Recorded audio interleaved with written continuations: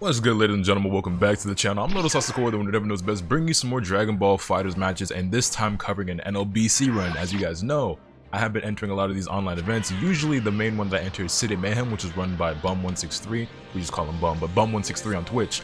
But I've also been entering NLBC again, which is a tournament that I used to enter from time to time, and I just kind of stopped for a while for no particular reason. Now I'm jumping back into it, and I told you guys that I had NLBC footage coming. Again, I'm probably all over the place with my commentary in some of these videos and some of the things I'm saying just because I have no idea what order these videos are going to come out, because by the time you're watching this, I'm very likely out of town because I went out of town for a week, but I want to make sure that you guys had videos for the entire time that I was away. But what I forgot was that I actually did an NLBC run before the next one that you'll see, so I guess I'm definitely gonna do this one first just because it makes sense to do it chronologically. But long story short, I recently did NLBC, well, as of this recording, like I played in it tonight, like earlier, and I did really well. And based on the YouTube community post that I made and the Twitter post that I made, you guys are looking forward to that. But this isn't that run. This is from last week when I entered NLBC, but actually this tournament ended up getting canceled because of an unexpected maintenance. Usually we have maintenance every Tuesday at 9 o'clock EST, although, during daylight savings or whatever, it's 8 o'clock. But it's every Tuesday. But there was a maintenance on Thursday that caught us all off guard. And yeah, NLBC actually ended up getting canceled, so the tournament didn't get to finish. But I do still have some footage to show you guys from it. And I debated about whether or not I should use the footage or not, but why not? Why not show the run? Because truth be told, my run ended before it got to the point where the tournament had to be canceled anyway. So slight spoilers for how far I make it into bracket, but I mean, you'll see how things play out. Anyway, I decided to show you guys these matches. So this is my first NLBC run, and there's another one, a better one, a longer one coming after this. So hopefully you guys are enjoying all the tournament footage and the post commentary and everything. But I still got some ranked matches sprinkled in here, some good to gear strap as well. But yeah, enough about all that. Let's get into the actual what's going on here. So you'll see that my first round opponent was actually Illusions FGC. He's got TTV in his name, so I can only assume he streams. But yeah, he was running a team of Janemba, Blue Vegeta, and Broly, and I decided this time around to run the team of Base Vegeta, Bardock, and Trunks. Which, as I said before when I play it, that I feel like this is a team that I should be playing more often because I love all these characters. I think it's very powerful. And I actually remember Kawamatsu, a Japanese player who was like the best Trunks player after Moke. Like, Moke didn't play the game anymore, but as far as Trunks players that were left, to Kawamatsu, or at least he was a godlike Trunks. I mean, it's arguable between, like, LK, and then there's Jersey Sage and whatever, and then there's Rudy VSF, and I mean, there's some Trunks players here or there. Then Shanks and like Obi Assassin played in Season 3. Anyway, I digress. Kawamatsu was playing this team, and Goichi said that the strongest team in the game when Season 3 came out was this team, and Goichi was even playing Trunks as well for a short period of time. That didn't last very long, because it turns out Trunks isn't as good as people thought, but it is what it is. I had to squeeze that in there whenever I can. Anyway, Janemba. Yeah, Janemba is a character I've been running into a lot, and he's been giving me a lot of trouble, as evidenced by the way this match is playing out. You can see Illusions FGC was kind of all over me, and pretty much everything Janemba was doing was working.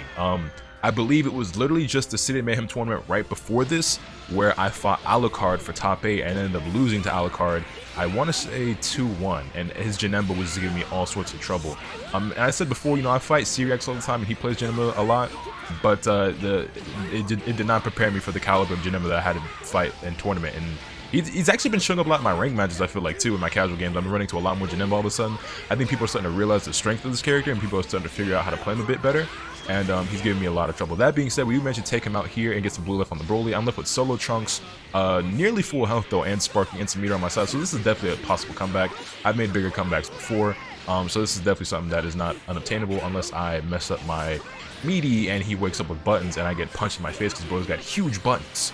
Huge esport normals. We do find the 2M though, and we get it just before the Big Bang attack can reach us, and that's gonna be the end of Broly.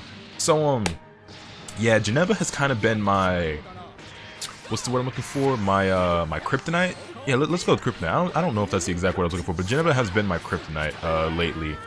It feels like it seems like the Janemba players that I run into have just been doing a real number on me. And Blue Vegeta is a character that I feel like from time to time I struggle with too, just due to unfamiliarity at times. And wow, that is unfortunate.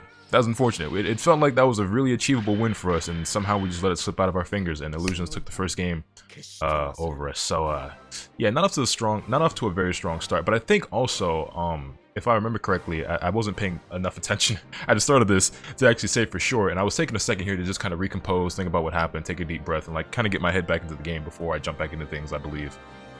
But I believe I'm also running Bardock B assist and Trunks B assist, which I don't usually do, but there were some things that I was practicing. Yeah, there's the beam. No, we're still running Bardock A, okay. But I was practicing certain things prior to running this team that day that I wanted to see if I could implement. It didn't really go too well. I just didn't play well this day in general. It was just kind of a low point. We did pretty good the day before, and in my last couple of events, so we were about due for a bit of a slump. And speaking of slumps, I'm currently in one right now. Like I said, again, the order of the video is not really sure how it's going, but I've been kind of getting smacked down. But we got some good gameplay in there as well. Like I've got a good tournament run and some other stuff coming through that I did actually do well. And you know, mix down goes the Blue Vegeta. But yeah, there's definitely a handful of videos of me getting beat up lately. But hopefully you guys enjoy this. Well, I don't even have to say hopefully. You guys definitely enjoy this. And the counter, Janemba's counter. I know how to deal with it now. But in these last few events, I have not known how to deal with it. I have actually figured out what I'm meant to do about it, and you guys helped me with that a little bit as well. One of the things that I didn't know, so I finally figured out that my best bet is to reflect, right? If I do activate it, which I do from time to time just because, like, you know, if my opponent makes the right read or it just happens to work out, the best thing I can do is stay on the ground and reflect it, right? That's like the only option I have if I don't just want to hold it. However, Janemba is still plus after that, and it's pretty much still his turn. Also, they gave that man anti-air J to which that's insane.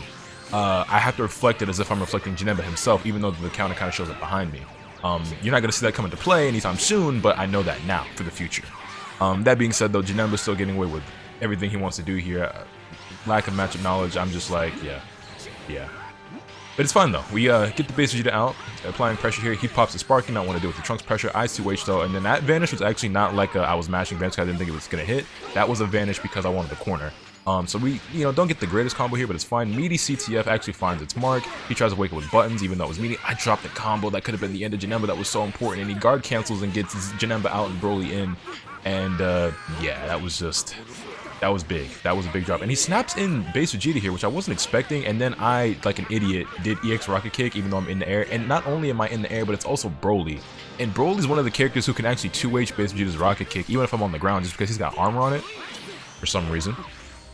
And yeah, there's definitely been situations where Broly 2Hs me, even though most characters can't in that scenario, unless you're mashing it hella preemptively and it just happens to connect. But you can't really, on reaction, 2H basically use Rocket Kick unless I do it in the air, because then it's actually airborne and it actually is a lot easier to punish. That being said, you can see Broly went for that command grab, and I did a raw level 3 because I just wasn't trying to hold that shit.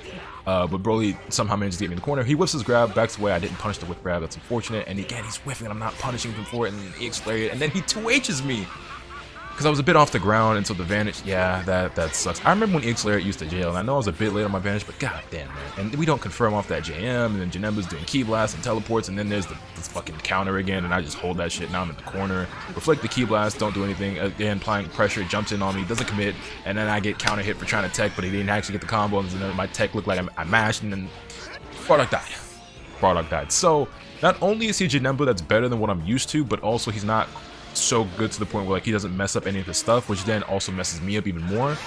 We've seen this happen from time to time when I fight characters like Majin Buu or Nappa, or those are actually probably the two best examples where they're characters that, like, you know, they got a lot going on that you're probably not prepared for if you don't fight them a lot or lab those characters out. And then if your opponent like kind of knows what they're doing but they mess up a lot, it kind of throws you off, or at least it throws me off and makes me mess up even more. And in those scramble situations, I end up getting like reset or hit again.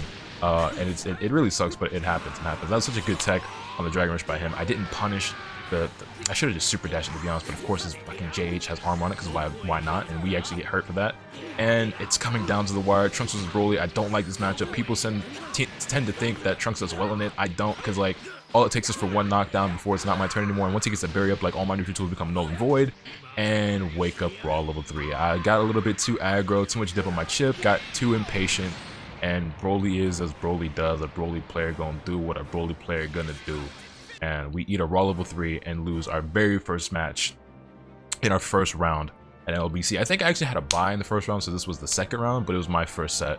And we went down to the losers bracket immediately. And right after that match, I was kind of shaking my head and like, wow, that went terrible. I wasn't feeling the way I was playing at all. And I could tell it was kind of going to be like a bit of a funk that I was in that I had to get out of. And that was just not the way to do it. But it's not over yet. We do got some losers matches to go through, so let's go ahead and get to that. So, upon entering the losers bracket, our first opponent that we got paired up with was a Videl 18 adult Gohan player. I liked the team, but I wasn't really sure how things were gonna go. This person's in-game name was Sasquirty. I don't remember what their actual username was. Forgive me. This was like 2 weeks ago now, so it's like kind of, oh, we can have. This is an old one, so I can't even remember for sure. But with the way that I played in my first set, I wasn't really sure how this was going to go. But we do find the hit, knockdown into the Bardock assist for the extension. I'm like, okay, at least we're off to a strong start.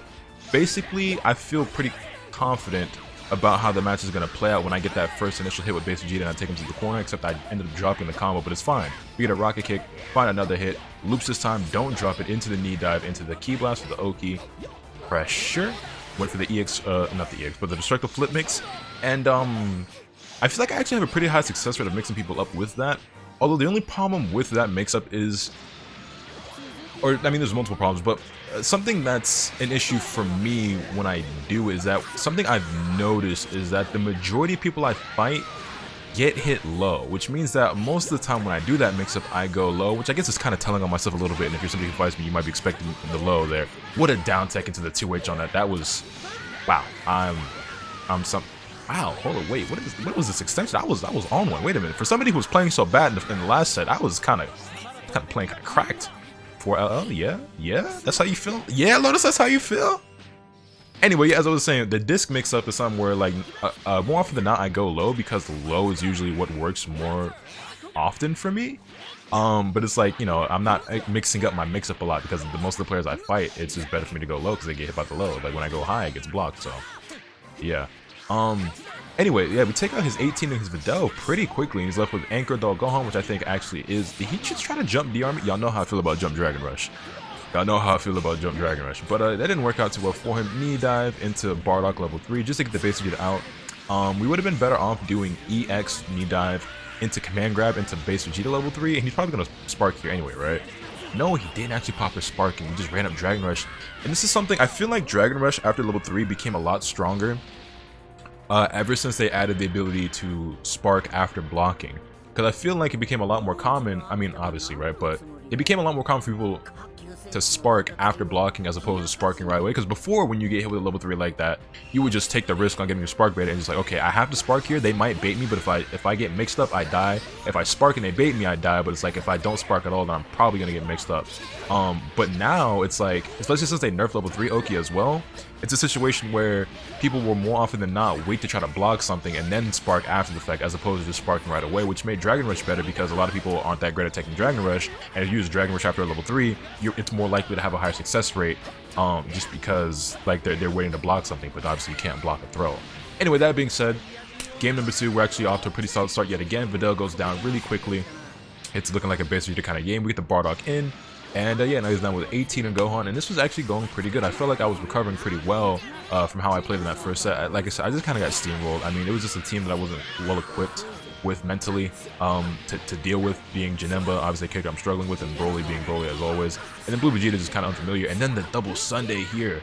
Get the 18 in the Gohan in one single combo. I did not opt to spark there. I probably could have killed Gohan. I think 18 had enough life where I could have built enough bar and maybe got the Gohan killed, but it's fine as it is. We didn't even get the snap in the Gohan, but like when something like that happens and the double Sunday combo doesn't go as planned, I try not to worry too much about the blue life that we accrued or the damage that we dealt and try to get him in right away. Like if the opportunity comes up where I do the combo right and I can snap them in or just kill the character, then I'll do it. But if I botch it, I'm just like, okay, let's not worry about that. Let's just try to kill the character that's currently in front of us. Because if you go out of your way a lot of times to like try and get that blue life and you get too thirsty for it, you just end up getting careless or making a mistake, and then in the end they recover the blue life, or you end up losing your character just because you fished so hard for it.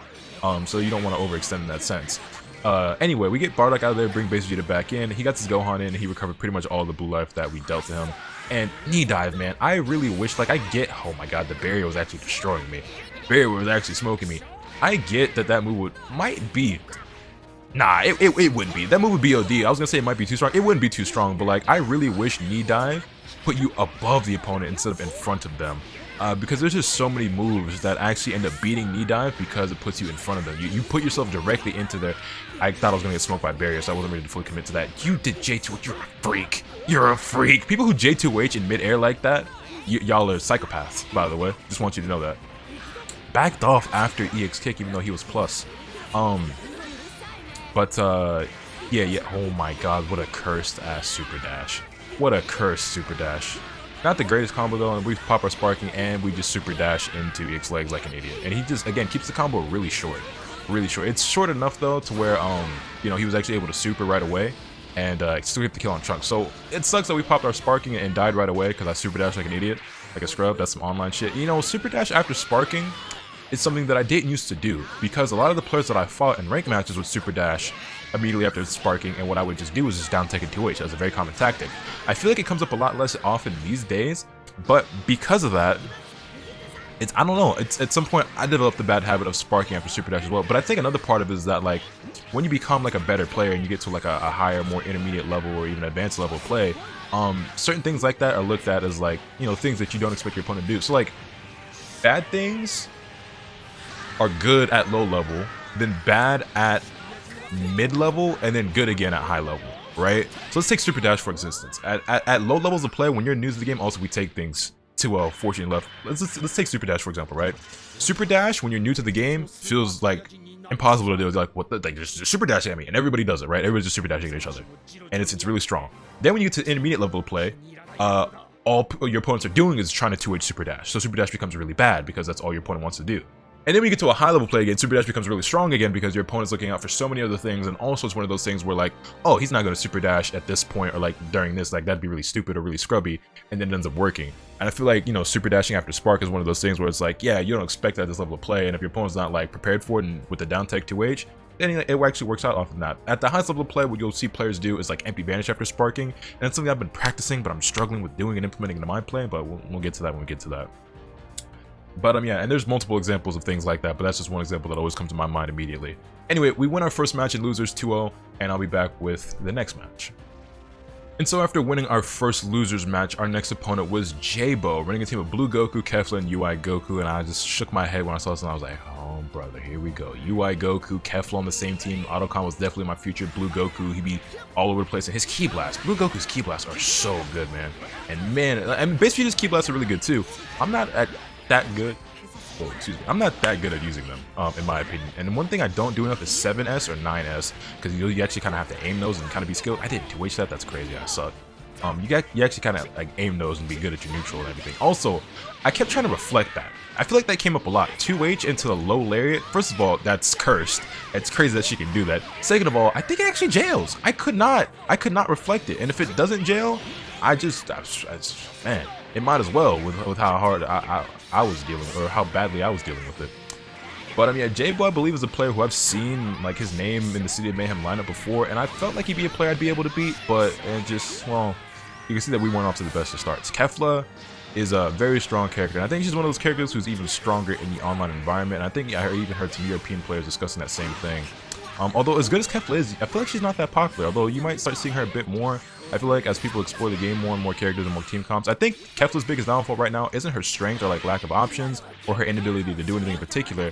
I think it's just that she's just kind of dry. I think a lot of people think she's like Bardock, but not as cool or as fun for some people, and also she's just better, but just like not as interesting to play, I think, for a lot of people.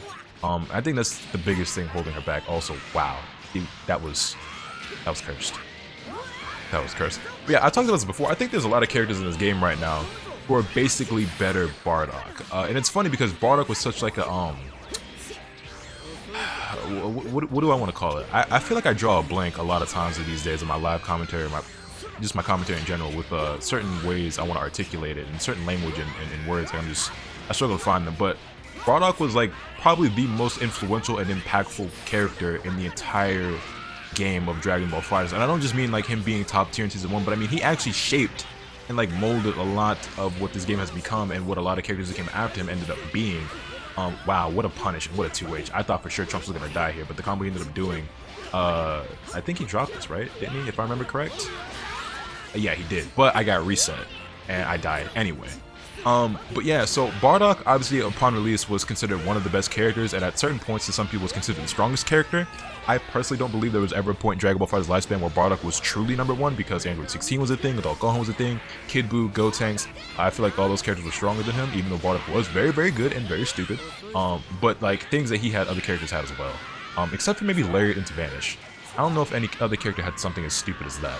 But like when it comes to level 3 mix-up, or just mix in general, just ridiculous neutral. I mean, Gotenks had restands, Kid Buu had level 3 mix, Android 16 had level 3 mix, Android 16 Adult Gohan were getting like hard knockdown mid-screen, meterlessly. Like there was all types of dumb shit and curse shit in season 1 of Dragon Ball. But my point is, when it comes to like being a character with like a lariat, right? Just like the general way that he wants to approach neutral, or the way that his buttons work. You see a lot of characters that came after being modeled after that, or certain changes and buffs and balances made to the game shape those characters into the, you know, the form of Bardock. So look at Team Gohan, look at Base Vegeta, look at Blue Goku, look at Kefla. All these characters are characters that became more like Bardock. Whether it was just that's how they released or that's how they were changed later on. You see more and more characters getting layered style moves. And yeah, and you'll see right here. Not only did I lose the first game, but I actually opted for the team switch. I went back to the 18 Bardock Trunks just for the comfort pick. I like, you know, the Base Vegeta Bardock Trunks. I'm not really feeling it too much right now. Let's just put down Base Vegeta, pick up 18. But you'll see if you saw the red banner, maintenance in 15 minutes. Like I said, this was being recorded on a Thursday. This one was taking place on a Thursday. Maintenance is usually on Tuesdays. So none of us saw this coming, and so ended up you know, getting the tournament canceled. But because it actually lasted for a while as well, if I'm not mistaken. But yeah, I opted for the 18 Bardock Trunks pick. You'll see how well it works out for me, or how well it doesn't work out for me. He stays with the team of Blue Goku, Kefla, and UI Goku, obviously. And yeah, we find the hit with the Trunks assist, knockdown to the Bardock, full extension, boom, boom, boom. But yeah, basically the mindset here was like, I just felt like playing 18. I felt like my base Vegeta just wasn't up to par. Even though I played decently against the last opponent, I was just like, yeah, it's just not really working out. And then the 2M, just run up 2M into 5H, into loops, and that's going to be the end of Android 18, unless he drops it, which he does, and I immediately tag out in the Bardock. But yeah, and it's funny too, because Blue Goku is one of those characters who people used to call, wow, what a what a string. Caught him with the 2M. He should be dead here, right? We don't even have to extend it. We didn't even have to extend it off Trunks. But the fact that I did threw me off. We didn't have to extend it off Trunks, but the fact that I tried to and whiffed it kind of threw me off. Blue Goku's supposed to be dead there. That was such a rookie mistake. That was so careless. That was so amateurish. But Blue Goku, as I was saying, was a character who people said was a great value Bardock, or discount Bardock, right? Same thing even goes for Team Gohan at one point. Or but now it's at the point where I think they're better than him. Obviously Team Gohan a contender for best character in the game.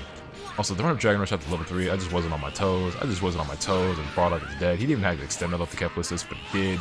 Yeah, we tag out. He reflects the tag though. And Jboe played really well. I gotta give credit where credit's due. Even though his team is pretty monkey, he just was the better player that day, for sure.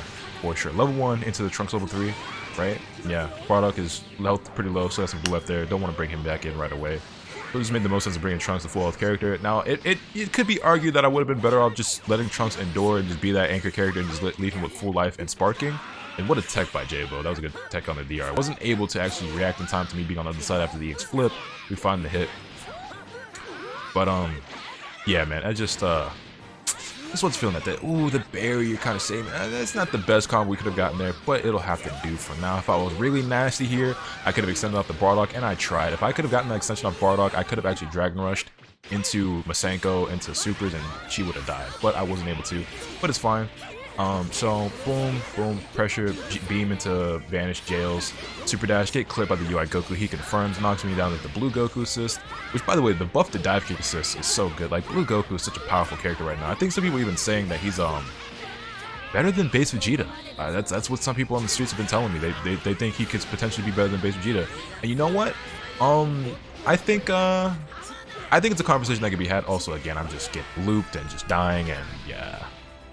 Yeah, I noticed that Blue Goku's pretty popular right now. I feel like I see more Blue Goku than I see Base Vegeta, and I wonder what the reason for that is. Is it because Blue Goku's the easier character? Is it because his gameplay is more straightforward? Is he actually just better? I don't really know. As somebody who doesn't play Blue Goku, I can't talk about all his weaknesses.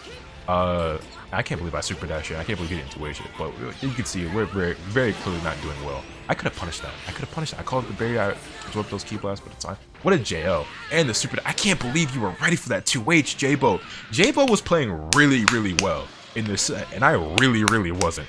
I was getting smoked. And the layered into the Kefla assist, I guard canceled there and just dive kick, clipped by the beam, and yeah.